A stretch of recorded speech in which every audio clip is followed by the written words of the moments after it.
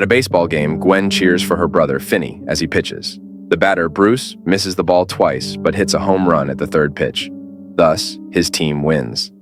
After the game, Bruce compliments Finney, telling him that his arm is mint. Later, Bruce rides his bike, but slows down when he spots a black van. Days later, Finney eats breakfast quietly, yet his father, Terrence, complains about his loud slurps. When Gwen opens the bread keeper, she accidentally drops the lid and quickly apologizes for the noise. As the siblings head to school, Finney notices the flyer for Bruce, who's been missing for days. They soon discover a fight between Robin and the school bully, Moose. Robin easily knocks down Moose and delivers punches, so the other kids cheer, but Finney pulls Gwen away. Gwen defends that Moose is a bully, so he deserves it. She also admires Robin for being the toughest kid in school since the grabber took their previous bully, Vance. Finney isn't comfortable talking about the grabber, so Gwen assures him that the rumor about the grabber taking kids who say his name isn't true. During science class, Finney plays with his rocket ship pen, then glances at his crush, Donna. After class, Finney notices bullies eyeing him, so he hurries to a restroom, but Buzz, Matt, and Maddie follow him there. Fortunately, Robin enters and starts talking about beating up Moose, scaring the others. Before they leave, Robin warns them not to bother Finney again. After they're gone, Robin advises his friend to stand up for himself. Finney asks why he fought with Moose, so Robin explains that he did it to make a stronger point. He then asks for help with math, complaining that their teacher talks too fast, and Finney agrees. Meanwhile, Gwen is summoned to the principal's office to talk to Detectives Wright and Miller. They ask her about what she told Bruce's sister, so Gwen admits that she dreamt about Bruce getting taken by a man with black balloons. Wright reveals that they found black balloons at the scene where Bruce and another kid were taken.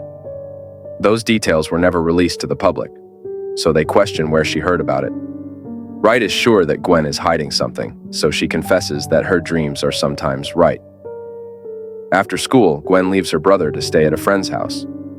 That evening, Finney finds Terrence passed out, so he tidies up for him. Afterward, he eats ice cream while watching scary movies until he falls asleep.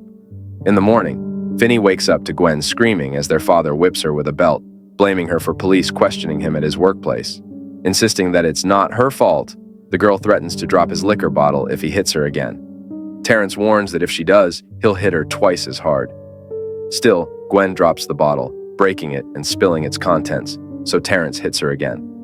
Gwen cries as her father reminds her that she's not her mother who sees things that aren't there. He insists that her dreams are only dreams, and the frightened girl is forced to agree. Soon, Finney joins his sobbing sister to comfort her. Meanwhile, Robin heads to a store when he sees a man coming out of a black van. That evening, news about Robin's disappearance spreads. Gwen expresses sympathy for her brother, who's worried about his friend. He asks if she can look into her dreams for Robin, but she reminds him that she can't control them. Still, Gwen prays to Jesus in her room to give her a clue to find Robin.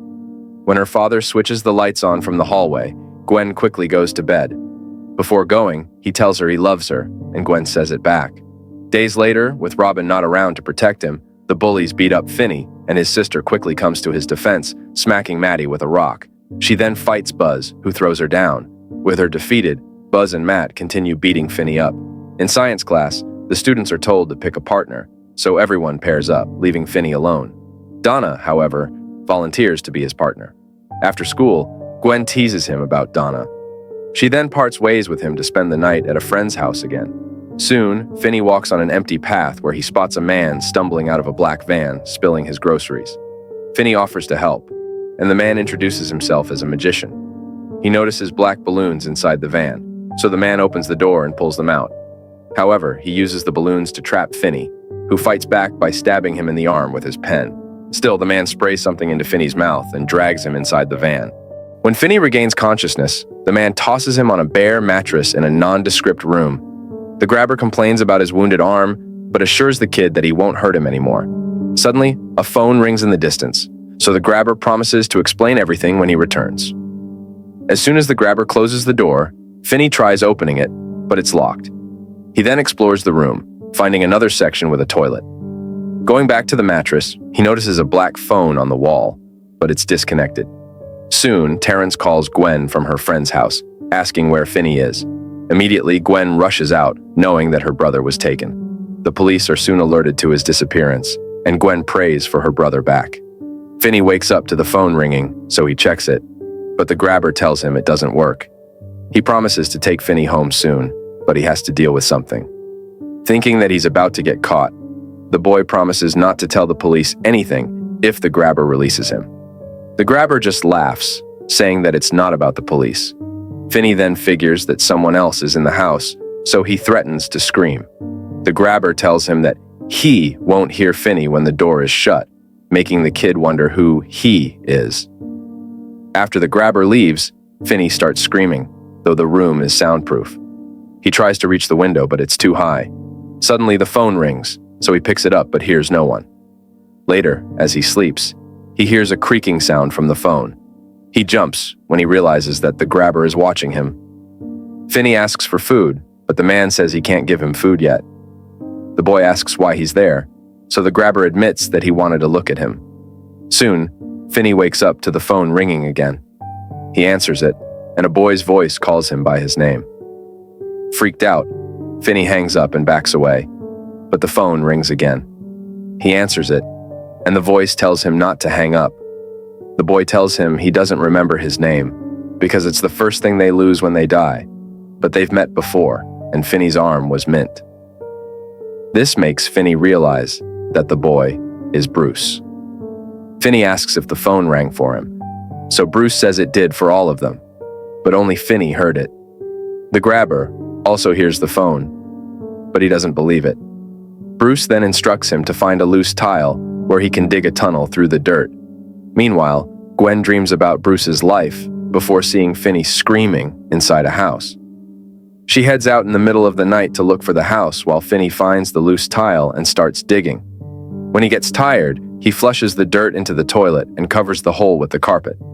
The next day, the grabber brings Finney breakfast but doesn't lock the door when he leaves. Before he could go out, the phone rings and a new voice warns him that it's a trap. Billy's ghost appears next to him, though Finney doesn't see him.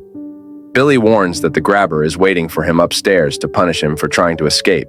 He recounts that they all suffered the same fate before ending the call. Despite this, Finney cautiously goes upstairs, but senses the grabber waiting for him. Instead, he returns downstairs and eats.